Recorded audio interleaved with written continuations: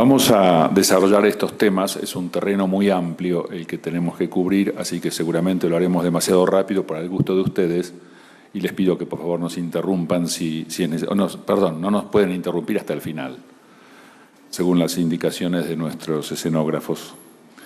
Vamos a hablar de los mercados de capitales, luego dónde se levanta capital, dónde se junta dinero para con eso financiar empresas o emprendimientos. ¿Qué tipos de opciones de financiamiento existen? ¿Cuáles son las inversiones de capital posibles? ¿Cuáles son los derechos de los inversores? ¿Cómo se adquiere el control societario? ¿Cuál es el rol de los abogados? Que me parece que es quizá el punto más importante. Y finalmente, algunas conclusiones. Llamamos mercado de capitales a aquel sector del sistema financiero que nos permite obtener capital a largo plazo para fondear proyectos de inversión o la creación de sociedades o la concreción de algún proyecto inmobiliario de cualquier naturaleza. Hay varios tipos de mercados de capitales. El mercado primario, que es aquel donde se levanta el capital, donde toma dinero de los inversores o ahorristas, donde se emiten papeles por primera vez, y luego el mercado secundario, donde esos papeles ya emitidos comienzan a circular entre distintos tenedores según sus decisiones sobre riesgo y rendimientos. Nuestro país tiene un mercado primario bastante sólido, no así el secundario que ha venido en descenso los últimos años, y eso es porque tenemos operadores muy grandes, como las operadoras de pensiones, operadoras de fondos de inversión, que participan esencialmente en primario, pero utilizan una estrategia que en el mercado internacional se llama algo así como buy and hold. Toman las emisiones, las compran y las acumulan. Eso hace que el mercado secundario se debilite, y el debilitamiento del mercado secundario lo que hace es que tengamos menos información de precios y un dinamismo muchísimo menor que el que hubiéramos tenido con mercados más desarrollados.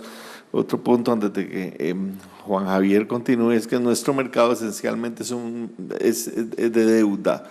Las emisiones de capitales son pocas y no ha sido un mercado que históricamente, por diferentes factores, principalmente por la presencia de un sistema bancario muy fuerte históricamente, ha hecho que no tengamos en ese momento un mercado de capital propiamente de acciones fuerte. Creo, Ricardo, que eso es una característica de casi todos los países de origen latino, donde el inversor, el entrepreneur, lo que quiere hacer es limitar su responsabilidad y después eventualmente levantar fondos del mercado, a diferencia de lo que pasa en otros países más desarrollados o distintamente desarrollados, donde el inversor, el empresario, lo que quiere, además de limitar su responsabilidad, es usar fondos del público. Eso no es tan común en nuestros países latinoamericanos, inclusive en Francia, por ejemplo, el mercado de capitales para fondear sociedades es relativamente escaso frente a lo que es, por ejemplo, los Estados Unidos. ¿Cuál es la mercadería de estos mercados, si se me permite la expresión? Los securities, es decir, los títulos valores, que pueden ser de dos grandes tipos. Papeles de deuda, como por ejemplo los bonos, a los que mencionaba Ricardo, que son los más abundantes, o las acciones, que son títulos de propiedad de una parte pequeña de una sociedad. Quisiera agregar otra desgracia adicional nuestra. Nosotros lo que movemos esencialmente son papeles del sector público, y el Estado es un mal socio, ¿verdad? Francamente hablando, ¿verdad? En mercados de capitales.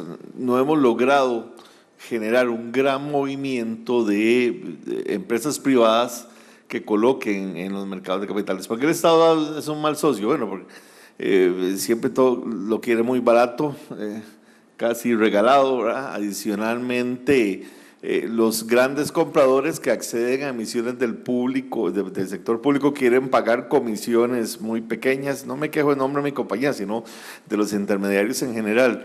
Y si ustedes analizan hoy lo que está pagando el gobierno de Costa Rica en emisiones de corto plazo, es una locura, ¿verdad? Casi que está impidiendo, la tasa es tan alta que paga el gobierno que impide prácticamente el desarrollo de otros negocios.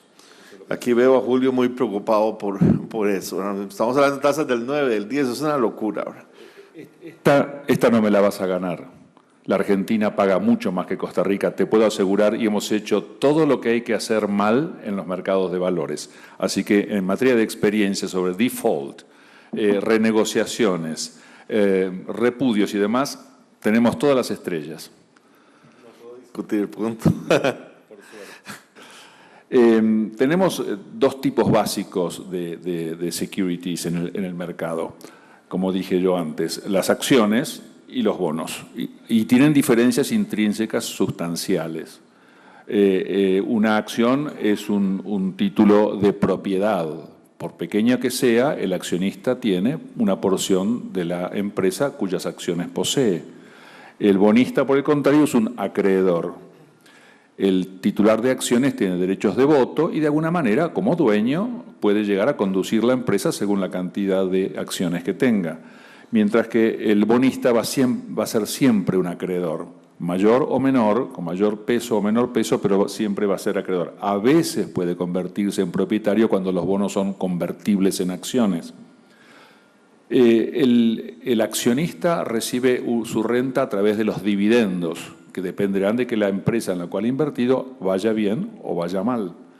En cambio, el bonista va a depender de una tasa de interés establecida por el emisor de los bonos. Y allí es donde lo que mencionaba Ricardo comienza a jugar. Si el emisor de los bonos paga una tasa muy alta, obviamente va a chupar o a traer muchos fondos del mercado, quizá en desmedro de otros colocadores. Y eso sucede cuando el Estado está muy endeudado y entonces produce el fenómeno que mencioné, el crowding out, donde excluye a los demás colocadores del mercado porque es tan atractiva la tasa que paga que entonces casi no tiene competencia. Hay otro efecto interesante, ¿verdad? Cuando el emisor sube su tasa, los bonos que emitió anteriormente a una tasa menor bajan de precio, ¿verdad?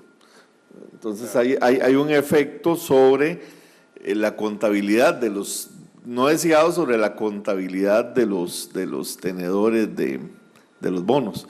Entonces, no solo afecta la contabilidad del tenedor, sino que si esos bonos fueron dados en garantía de otras operaciones, son los famosos reportos, recompras, amerita llamada a margen, que es pedir más garantía.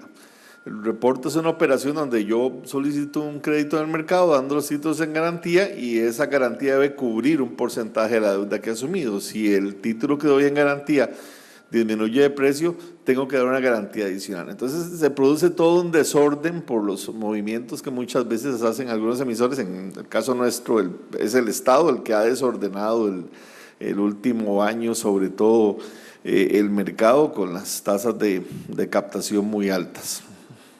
Todos aquellos que estudiaron Derecho pensando que no había números de por medio se equivocaron, como ven. El accionista tiene siempre derecho a un valor residual en el caso de liquidación de la empresa emisora, mientras que el bonista siempre va a ser un acreedor y hasta tanto a él no se lo remunere con el monto de lo que él ha prestado a esa empresa, la empresa mantendrá esa deuda en sus libros. ¿Por qué debemos acceder o por qué puede acceder una empresa al mercado de capitales? Porque es una alternativa al uso de los bancos. Muchas veces se puede obtener financiamiento más barato accediendo al mercado público que a través de un banco, que el banco tiene, por supuesto, una serie de costos fijos importantes, mientras que el mercado tiene, por las razones que decía Ricardo, entre otras, las posibilidades de que las tasas suban o bajen, inclusive a veces bajen mucho. También el sistema de mercado de capitales, como opuesto al sistema financiero a través de los bancos, ofrece precios mejores, ofrece plazos más largos y permite una base más amplia de inversores. No solamente los depositantes en los bancos, que son en definitiva los que permiten que el banco preste, sino todos aquellos ahorristas que quieren invertir en bonos son los que dan la base del mercado de capitales.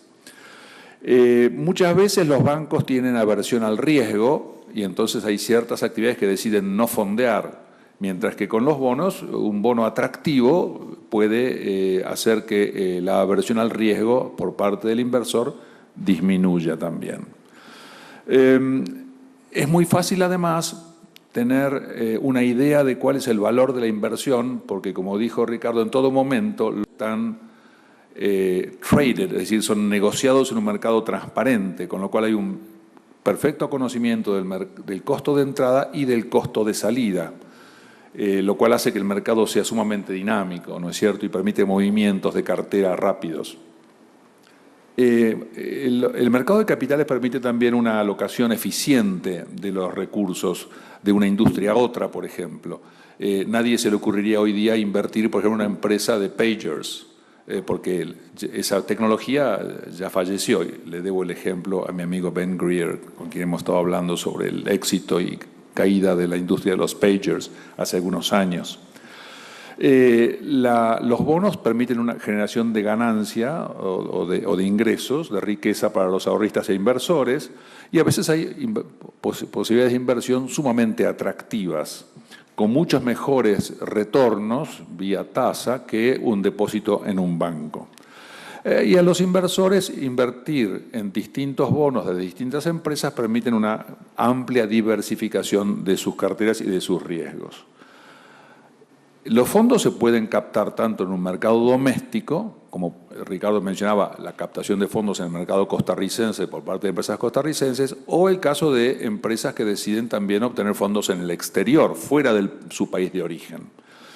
El problema del mercado doméstico muchas veces es el tamaño. Si, por ejemplo, Costa Rica fuera a financiar una red de infraestructura vial importante, que me parece un poco necesaria después de haber estado haciendo algún viajecito por la zona, obviamente quizá el mercado de capitales sea demasiado pequeño para semejante inversión. Entonces quizás sea mucho más conveniente apelar a un mercado externo, a un mercado que levante fondos en muchos países al mismo tiempo que en un mercado más pequeño. Históricamente nuestros inversionistas han sido inversionistas de corto y mediano plazo. Entonces, pensar en una red de infraestructura con inversionistas con esos horizontes es muy complicado, ¿verdad? Hasta ahora las operadoras de pensiones ya están pensando en proyectos de 30, 40 años, porque pueden hacer una distribución del histórico de sus necesidades. Sin embargo, llevar el promedio de 3 meses a 6 meses a un año de inversión, pues ha tomado bastante tiempo. Nuestro inversionista era un inversionista de muy corto plazo. No se le escapará a ninguno de los que nos escuchan que todo esto está muy asociado con la situación política de cada país, ¿no es cierto? Por ejemplo, en la Argentina en este momento, donde va a haber elecciones presidenciales en octubre próximo y la moneda puede cambiar de lado absolutamente, nadie invierte más allá de un plazo que termine antes de las elecciones presidenciales. En países más estables, como por ejemplo lo es Costa Rica, obviamente hay una tendencia a estirar los plazos de financiamiento. Así que aquellos que estudiaban Derecho pensando en una vía política por medio también se equivocaron.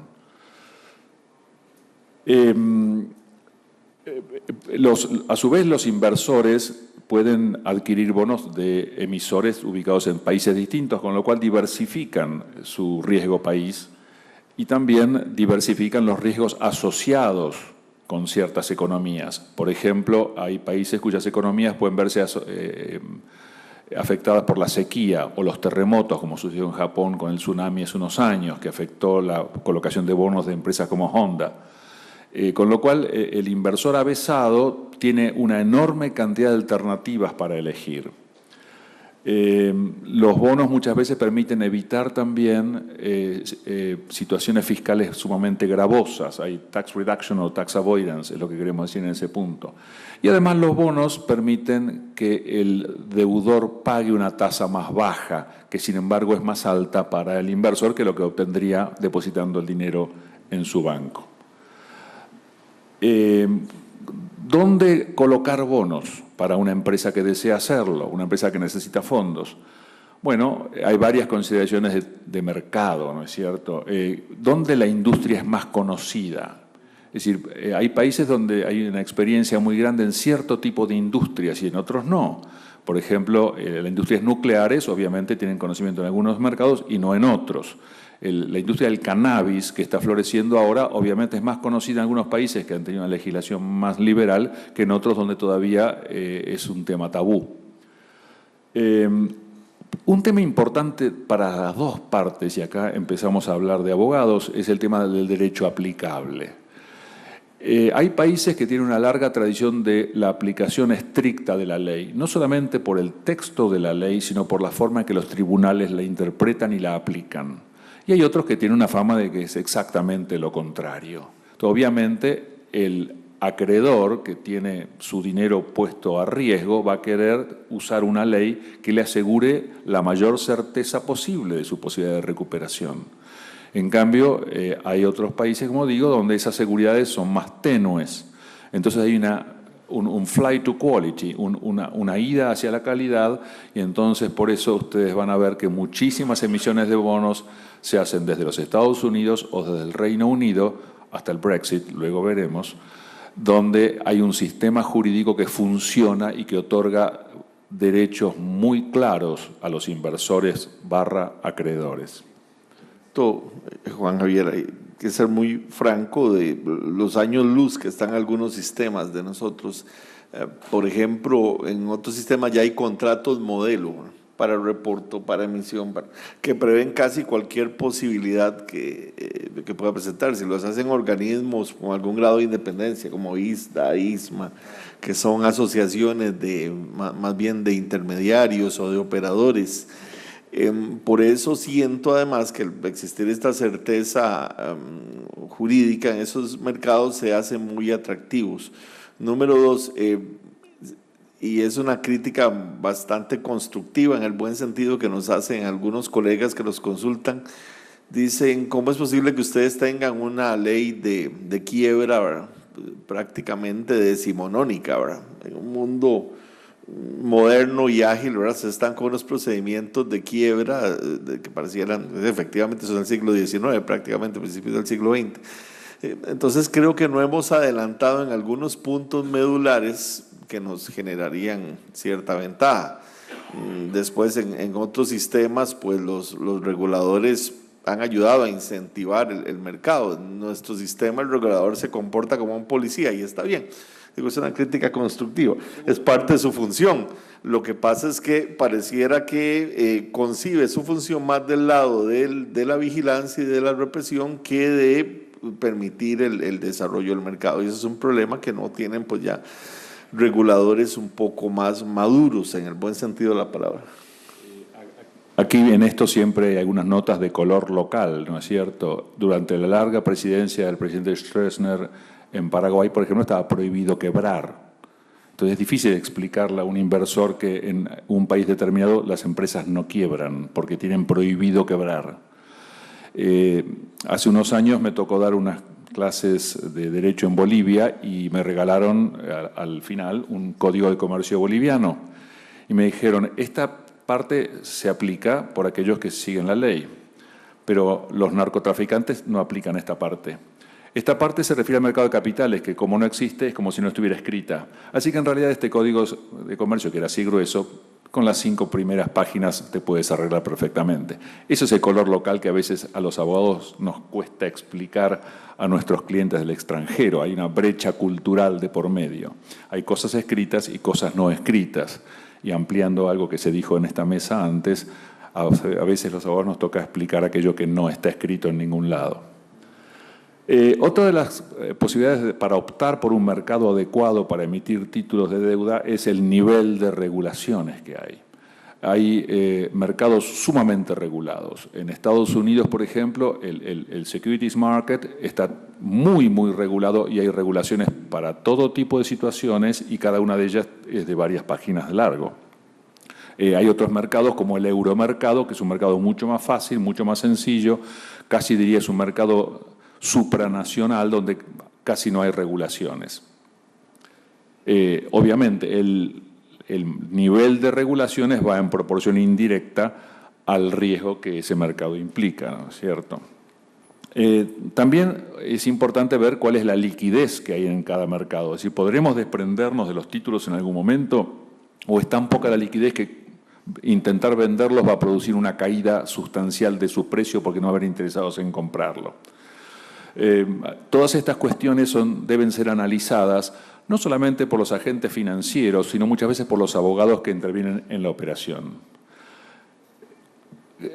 Por lo que dijimos al principio, se dan cuenta que hay dos tipos de financiamiento. El proporcionar dinero a las empresas para que lo usen como capital a través de acciones y la emisión de títulos de deuda, como por ejemplo bonos domésticos, bonos extranjeros, bonos en el euromercado, etc.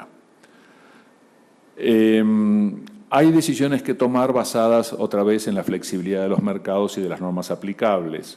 Un bono, un foreign bond, es todo bono que es emitido por una entidad en un mercado que no es el propio, no es el del lugar donde esa entidad está constituida y está denominado en la moneda de ese país. Un eurobono está emitido en una moneda distinta a la moneda del emisor.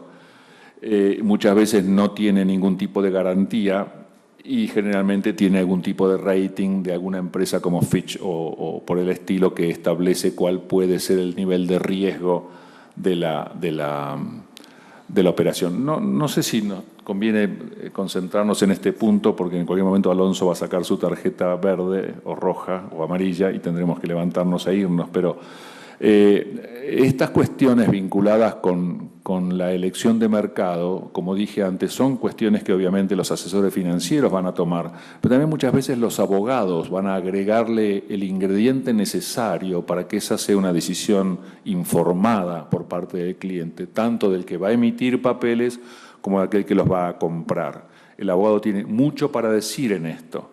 No es una decisión puramente financiera, está, diría yo, impregnada de conceptos legales.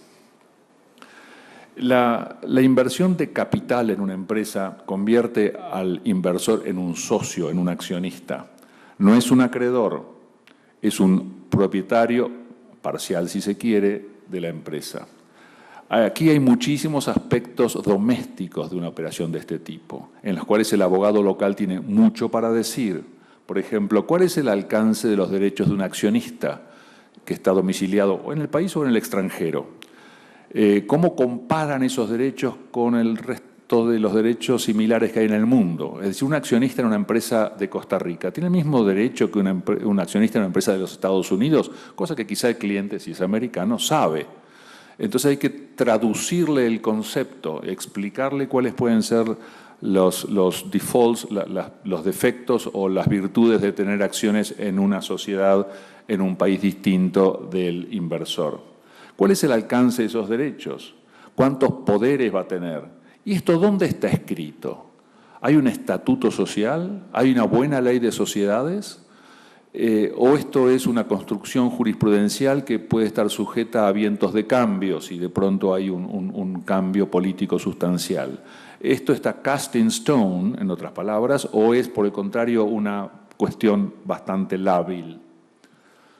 Quería ahí, interrumpiéndote, Juan Javier, entender también la idiosincrasia de las empresas. Creo que en América Latina hemos tenido históricamente empresas familiares que tratan de evolucionar hacia ser empresas más profesionales, con una buena gobernanza corporativa. Y siento que en general ha costado esa evolución, ¿verdad? No fue tan fácil como los mercados anglosajones, sino que efectivamente hay empresas muy grandes que tienen accionariado, son públicas, y que sin embargo el control lo sigue asumiendo un grupo familiar esencialmente. Y puede haber en algún momento una contradicción muy fuerte entre los accionistas minoritarios y el grupo familiar que los controla. Tal vez nos tome, no sé, 1 o 2 generaciones de la familia lograr llegar a que la empresa se profesionalice, por decirlo en esa forma. Yo no pierdo la esperanza de que efectivamente nuestras empresas evolucionen. Yo creo que ese tema que estás sacando ahora merece casi todo un día de reuniones para conversar sobre la evolución del corporate governance en América Latina, las resistencias que genera en una clase empresarial que muchas veces fue una clase fundada en familias o en grupos de poder, mientras que el accionariado popular es una invención relativamente reciente en nuestros países, ¿no es cierto?, donde inclusive en algunos procesos de privatización, por ejemplo en la Argentina, se intentó que los obreros adquirieran acciones de las empresas que antes eran del Estado, y el mecanismo fracasó por el desconocimiento que tiene el público en general de ciertos principios de la economía capitalista. Y estoy usando una palabra bastante peligrosa en algunos contextos. Pasando entonces a estas operaciones posibles, hay situaciones en las cuales un accionista o un inversor desea adquirir acciones y hace un stock purchase agreement, es decir, compra acciones de una sociedad preexistente, o directamente forman una nueva sociedad en otro país. Esas son operaciones que llamaríamos privadas. Las operaciones públicas que están mencionadas más abajo son cuando se accede al mercado en general, es decir, no hay un inversor ya preidentificado o un target preidentificado. Son operaciones de mercado abierto, donde básicamente cualquier interesado conoce la información suficiente para adquirir una participación mayoritaria o no en una empresa y va adelante con el proyecto. ¿Cuáles son las preguntas que nos hacen a los abogados en estas cuestiones? Bueno, ¿cómo entra el dinero a un país? ¿Hay control de cambios? ¿Hay obligación de hacer un depósito indisponible por un tiempo, por ejemplo, porque para evitar, el Banco Central de ese país quiere evitar fluctuaciones del mercado? Y sobre todo, ¿cómo sale el dinero? Es decir, ¿va a haber un mercado libre donde alguien va a ir con la moneda local y va a comprar las divisas extranjeras necesarias para repatriar la inversión? ¿Eso va a ser sencillo o va a ser sumamente complicado o va a depender de un permiso arbitrario y caprichoso de la autoridad? ¿Hay costos involucrados? ¿Hay enormes impuestos a la transferencia o compraventa de divisas, por ejemplo? ¿Y cuáles son las implicancias impositivas, fiscales de este tipo de situaciones? ¿Va a haber una ganancia de capital brutal o la salida va a ser realmente muy sencilla? Esos son factores tremendamente determinantes de la bondad o no de una inversión extranjera en un país. Cuando un inversor quiere comprar acciones en una sociedad local, se va a hacer una serie de preguntas. ¿Qué tipo de sociedad es esta? ¿Voy a limitar mi responsabilidad o si hay una quiebra, soy yo también responsable de las deudas? ¿Hay beneficios particulares que derivan de un tipo societario o de otro?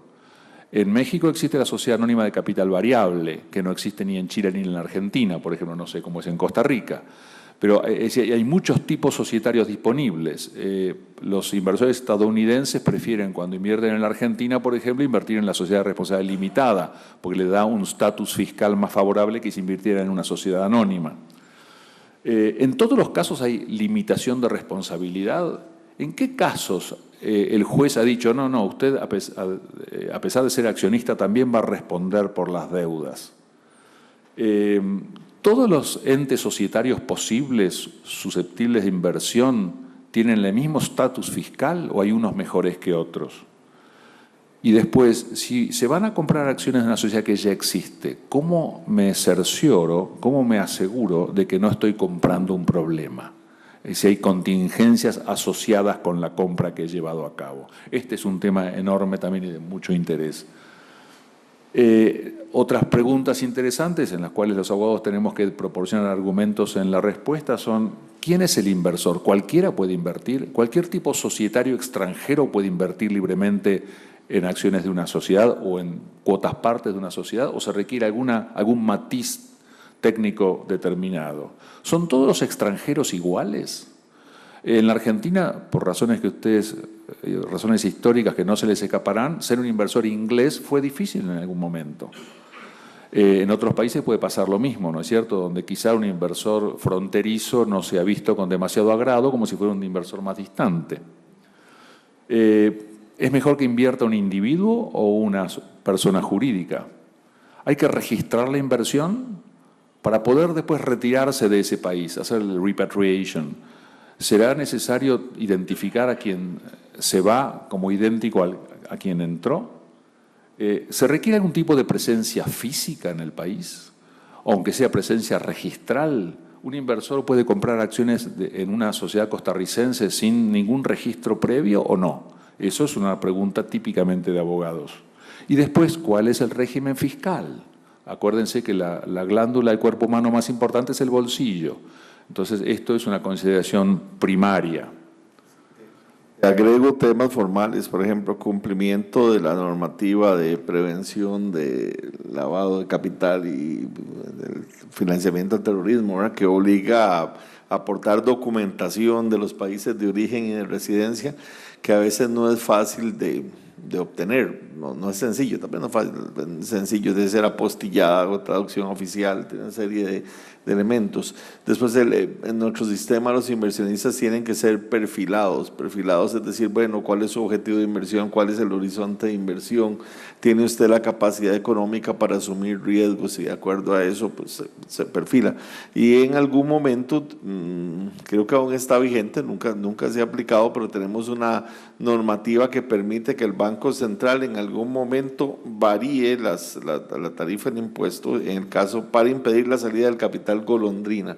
Por lo menos a hoy está vigente. La verdad es que no he revisado si con la reforma fiscal desapareció, que sería lo más lógico, pero en algún momento el gobierno anterior tuvo una, no sé si una premonición de que íbamos a tener una salida importante capital y inversiones extranjeras, entonces diferenció fiscalmente, no para la normalidad, pero sí autorizaba a la Junta del Banco Central para elevar las tarifas de impuestos e impedir eventualmente la salida de capital, o castigar la salida de capital más que impedir. Eso es un fenómeno bastante propio de América Latina. Nosotros tuvimos en la Argentina también, cuando un inversor traía fondos al país para evitar el capital golondrina, que a las 48 horas vendía su inversión y se retiraba, la obligación de constituir un depósito indisponible por 2 o 3 años, de manera de asegurarse el Banco Central que esas divisas que habían entrado se quedaban por lo menos un tiempo determinado, ¿no es cierto? Otra cuestión, obviamente, que tu reflexión pone sobre el tapete es la facilidad con la cual el régimen fiscal va a cambiar. Porque nosotros tenemos elecciones presidenciales cada 4 años y cada 4 años un nuevo presidente va a traer su nuevo código fiscal y lo va a imponer. Obviamente puede ser una pesadilla para cualquier inversor, ¿no es cierto? Por eso la estabilidad es un argumento más que de peso en estas circunstancias.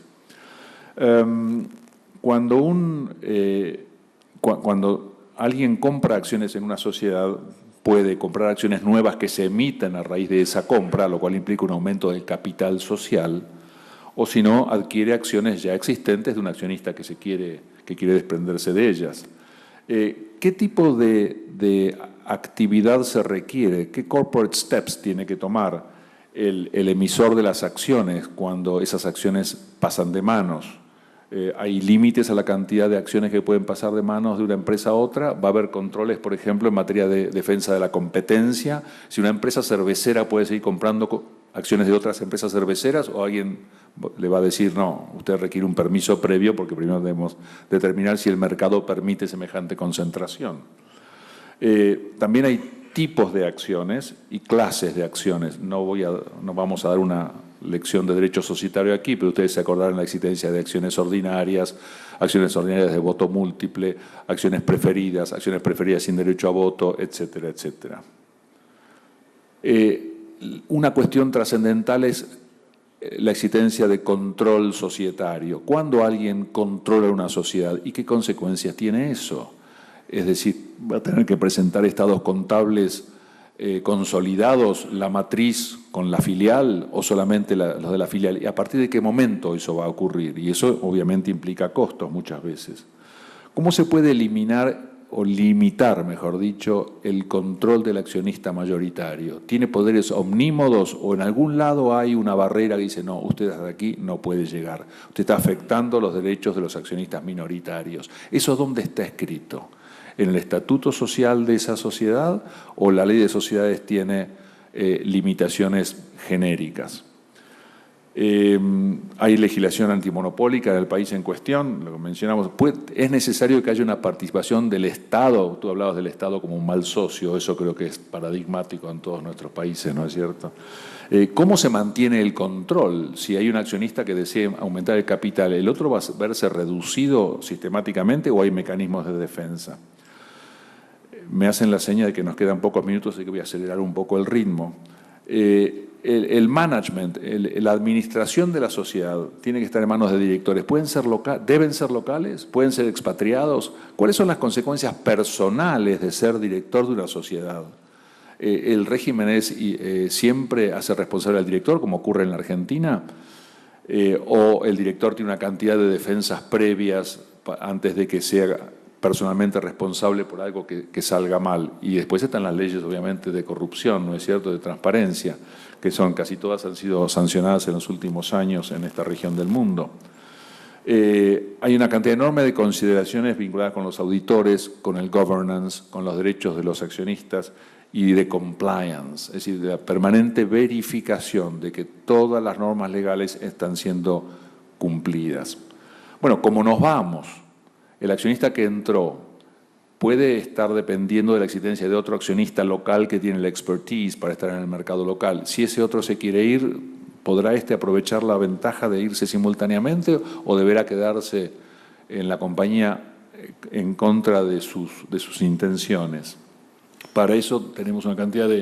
Es importante ahí conocer los alcances que puede tener el Shareholders Agreement en ese caso, que en algunos países tiene limitaciones. Sí, claro. Por ejemplo, en Uruguay los convenios de accionistas son oponibles entre todos los accionistas, no en la Argentina ni en Chile, por ejemplo. ¿Cuál es el papel de los abogados en esto? ¿Son representantes del interesado o son sus agentes? ¿Pueden ser directores? ¿Conviene que lo sean o entran en un irrefrenable conflicto de intereses? ¿Pueden ser asesores solamente? ¿Son asesores del accionista que ingresa o lo son también de la sociedad donde su cliente adquirió acciones? Bueno, hay una cantidad enorme de factores, como ven, para tomar en cuenta cuando se estructura un negocio de este tipo, ¿no es cierto? Las diferencias regulatorias e institucionales, la brecha cultural, las diferentes leyes fiscales, las tasas de interés y la situación económica básica del país en cuestión, el riesgo político, la diferencia de tamaño de los mercados, la necesidad de minimizar todo tipo de riesgos, y cuándo entrar o salir de un mercado determinado. Creo que esta parte tenemos que pasarla rápidamente, son los requisitos que los mercados van a pedir para sus inscripciones, creo que es el área donde Ricardo podría explayarse durante varias horas seguramente. Luego el trabajo del abogado para asegurarse de que no hay contingencias ni implícitas ni explícitas. Las explícitas van a surgir del balance, las implícitas son las más difíciles, que requieren básicamente un conocimiento cultural de la situación. Cuando a mí me dicen que alguien va a invertir en una ciudad argentina, digo, fíjense, seguramente hay un problema previsional, de seguridad social de por medio. Siempre sucede así. La idea de los mercados es que los mercados deben ser transparentes para proteger al inversor. Esa es la base de las leyes americanas, que fueron las primeras en 1933, para proteger a los inversores de los mercados, que exigen transparencia. Por eso, todo aquello que afecte a la transparencia constituye una actividad delictual. A veces sancionada con más o menos severidad, pero también afecta a los abogados, que si están trabajando en una operación en la cual se está afectando los derechos de los inversores, porque se oculta, porque hay opacidad en el mercado, los abogados también van a ser responsables. Para concluir, podemos decir que los emisores de papeles, de securities, tienen una enorme panoplia de alternativas para elegir, para financiar a sus empresas, ya sea a través de papeles de deuda o emisiones de capital, acerca de dónde levantar esos fondos, en el mercado doméstico o mercado internacional, en qué momento hacerlo. Y en todo momento, todo esto nos va a dar a los abogados un enorme papel para jugar.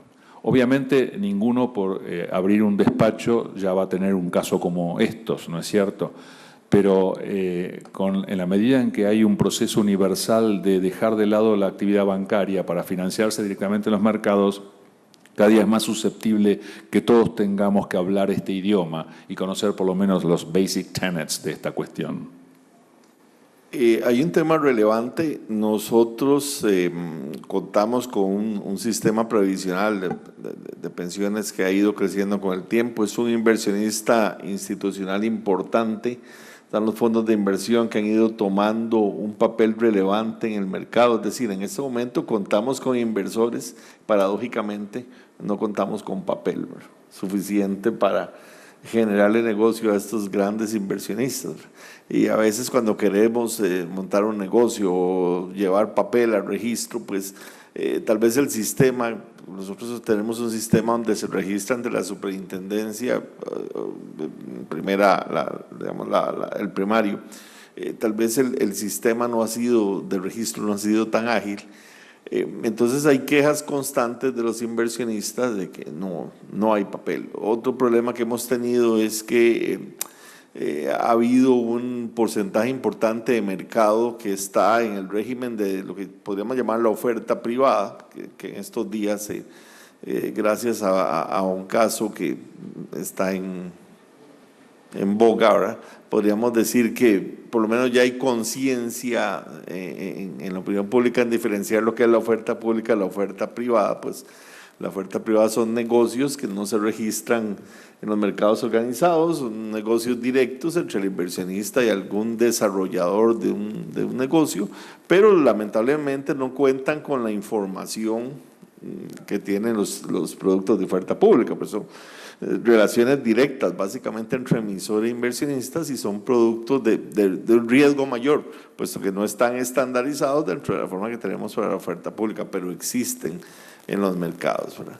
Nosotros tenemos un político que decía que lo que no estaba regulado no existía. Ahora eso es absurdo, es decir, llegó a presidente de la República a pesar de haber dicho eso alguna vez, ¿verdad? Al contrario, ¿verdad? Posiblemente los mercados tienen más actividad en algunas de sus partes que no son tan reguladas en detalle que las que tenemos en las partes o en los elementos que son regulados, pero sí es necesario, ¿verdad?, dado que hay esa, no digamos esa abundancia, esa presencia de recursos, esa necesidad de papel registrado y sobre todo un cambio en la cultura. Ahora me llama poderosamente la atención. Les confieso que a veces me da temor y darle conferencias a los millennials, ¿verdad?, porque me empiezan a preguntar, ¿y el wallet y las operaciones con criptomoneda? Y de pronto me quedo, miren, muchachos, ustedes saben de qué están hablando, ¿verdad? Es decir, me hacen ver como un dinosaurio, ¿verdad?, prácticamente. Entonces tengo cierta reserva, porque quiere decir que ya tenemos un tipo de inversionistas, muchachos que tienen capacidad adquisitiva, que tienen trabajos, tienen capacidad de ahorro, que se casan a una avanzada edad, ¿verdad? Entonces, pues tienen la capacidad económica de avanzada, no, es decir, mayor edad de lo que mi generación lo hizo, tal vez. Tienen una capacidad económica y acceso de forma directa a los mercados, porque los mercados se han ido desintermediando. Yo puedo abrir una cuenta en Estados Unidos con toda libertad y, por ejemplo, mencionar un mercado y empezar a hacer operaciones. O hay una serie de páginas web, algunas no tan santas, otras pues relativamente serias, que me venden como un porcentaje de participación en acciones. Entonces, digo yo, hay acceso. Si nosotros no tomamos la decisión de cambiar, de modificar, de generar producto, pues simplemente nos va a arrollar la realidad. Yo creo que la existencia de un mercado de capitales que permite que los fondos de pensión se financien allí es esencial. En la Argentina el gobierno populista eliminó eso y hoy día el régimen previsional más o menos se lleva algo así como el 4% del Producto Bruto en gasto previsional no recuperable, con lo cual el déficit fiscal es insostenible. Entonces la existencia de un mercado de capitales sano es esencial para el crecimiento de un país.